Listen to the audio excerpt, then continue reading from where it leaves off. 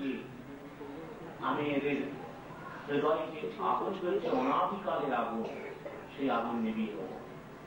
এমন সময় প্রভু সীতানাথ প্রতিজ্ঞা করলেন, প্রাণ ভরে ডাকতে আরম্ভ করলেন, গঙ্গা জল এবং তুলসী পত্র দিয়ে অর্ঘ দিয়ে বললেন, আমার প্রভু মদন গোপাল, তুমি কৃপা করে এসো।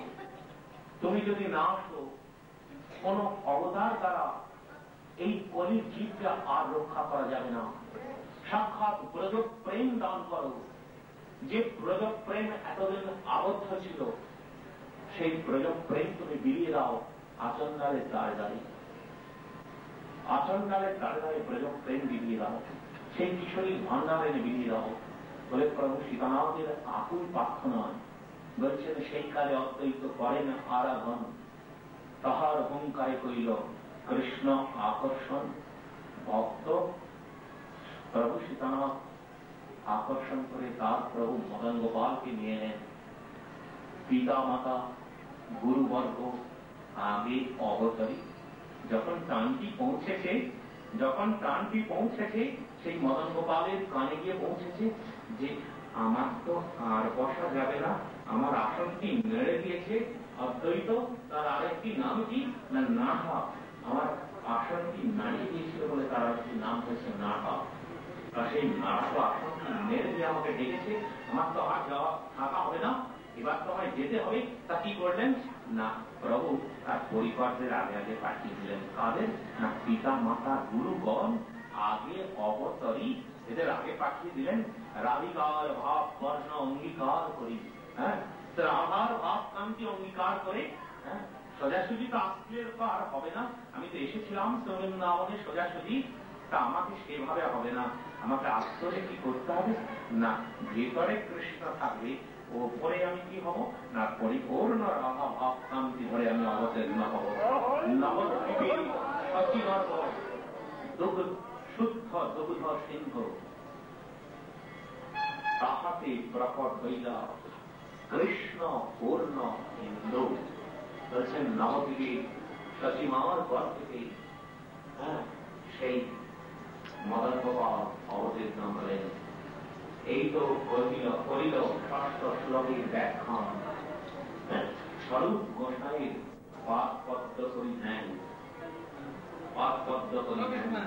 এই দুই শ্লোকের আমি যে করিল অর্থ, শ্রীরূপ গোসাইয়ের শ্লোক প্রমাণ সমর্থ। রূপ রঘুনাথ পদে যারা শ্রী চৈতন্য চরিতামৃত পাহি কৃষ্ণ দাস। এই হল চতুর্থ পরিচ্ছেদে আজকে পরিসমাপ্তি হল।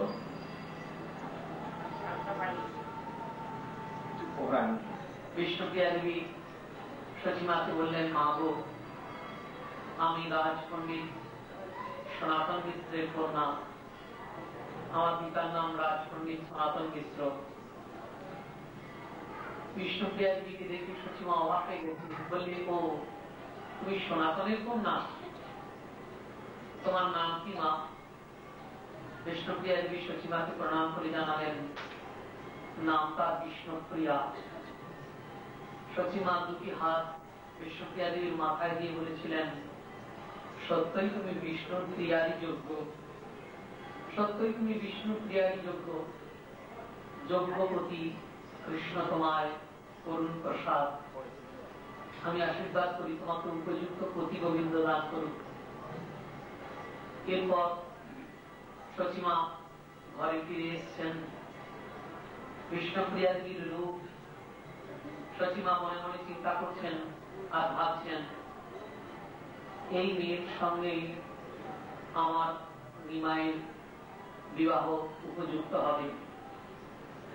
সচিমা ডাকলেন কাশীনাথ ঘটককে। কাশীনাথকে ডেকে বললেন, কাশীনাথ, তুমি শীঘ্র যাও, তুমি শীঘ্র যাও রাজ পণ্ডিত সনাতনের বাড়িতে। সনাতনকে জিজ্ঞেস করো, আমার পুত্রের সঙ্গে তার বিবাহ দেওয়ার ইচ্ছা আছে নাকি। মায়ের আদেশ পেয়ে কাশীনাথ ঘটক এসেছেন রাজ পণ্ডিত সনাতন মিশ্রের বাড়িতে। সনাতন মিশ্র বহু সম্মান করে কাশীনাথকে বসিয়েছেন এরপর কাশীনাথ ঘটকের কাছে সনাতন মিশ্র শুনলেন উপযুক্ত পাত্র বিশ্বম্ভরের কথা। গৌরকে পাত্র রূপে পেতে চায় সনাতন মিশ্রের অনেক দিনের স্বপ্ন। বিষ্ণুপ্রিয়া দেবীর সঙ্গে গৌরের বিবাহ দেবেন সনাতনের এই বাসনা দীর্ঘদিনের। সনাতন মিশ্র তবু কাশীনাথ ঘটককে বললে, একটু অপেক্ষা করো, আমি একবার আমার আত্মীয়গণের সঙ্গে একটু কথা বলে নিই। এরপর আত্মীয়গণের সঙ্গে কথা বলে সনাতন মিশ্র জানিয়ে দিলেন কাশীনাথ ঘটককে, কাশীনাথ তুমি যাও মা শচীর কাছে, শচীমাকে বলো আমার কন্যাকে আমি সর্বান্তঃকরণে নিমায়ের করে তুলে দিতে দ্বিধা করব না।